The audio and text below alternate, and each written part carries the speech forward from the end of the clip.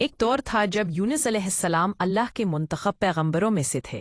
وہ اپنی قوم کی بے حسی سے شدید غصے میں آ گئے تھے، اور ایک دن جب ان کا غصہ عروج پر تھا، انہوں نے اپنی قوم کو چھوڑنے کا فیصلہ کیا۔ یونس نے اپنے دل میں یہ سوچا کہ اب یہ لوگ کبھی بھی ہدایت نہیں پائیں گے، اور انہوں نے ایک کشتی میں سوار ہونے کا ارادہ کیا۔ کشتی پہلے سے ہی بھری ہوئی تھی، لیکن یونس کا جذبہ انہیں اس میں سوار ہونے سے نہ روک سکا۔ کشتی کی حالت اچھی نہیں تھی۔ جیسے ہی وہ دریا کی وسعت میں پہنچے، طوفانی لہریں اٹھنے لگیں۔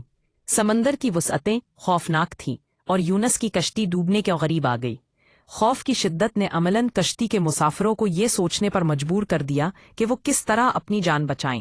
تب فیصلہ کیا گیا کہ کسی ایک مسافر کو کشتی سے اتارنا ہوگا تاکہ باقی لوگ بچ سکیں۔ قرعہ اندازی میں یونس کا نام نکلا۔ کشتی کے مسافروں کا دل بھر آیا، لیکن اب ان کے پاس کوئی چارہ نہیں تھا۔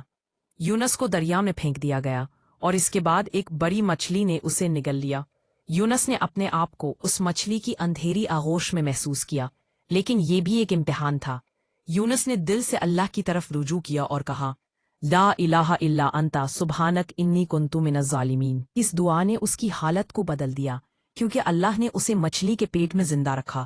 وہاں مچھلی کی اندھیری فضا میں یونس نے اللہ کی تسبیح کی، اور اسی دعا کی بدولت وہ بچ گیا۔ اللہ نے مچھلی کو حکم دیا کہ یونس کو ایک چٹیل میدان میں پھینک دے۔ جب وہ باہر نکلا تو وہ کمزور اور تھکا ہوا تھا، لیکن اللہ نے اس کی رہنمائی کی، اور ایک درخت یقین اس کے سر پر اگ آیا جو اس کے زخموں کو بھرنے اور اسے سایہ فراہم کرنے آیا۔ یہ سب جھٹکے یونس کے لیے ایک سبق بنے، اور اس نے سیکھا کہ اللہ کی طرف رجوع کرنا کبھی بھی چھوٹا کام نہیں ہوتا۔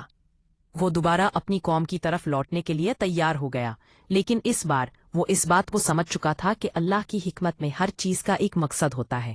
یونس نے اپنی قوم کو اللہ کی عبادت کی دعوت دی، اور اس کی رہنمائی میں بہت سے لوگوں نے ایمان قبول کیا۔ یونس کی کہانی ہمیں یہ سکھاتی ہے کہ کبھی بھی اللہ کی رحمت سے ناامید نہیں ہونا چاہیے، اور ہر حال میں صبر کرنا چاہیے۔ اللہ کی راہ میں مشکلات آنے کے باوجود اس کی رحمت ہمیشہ موجود ہوتی ہے، اور وہ اپنے بندوں کا ساتھ کبھی نہیں چھوڑتا۔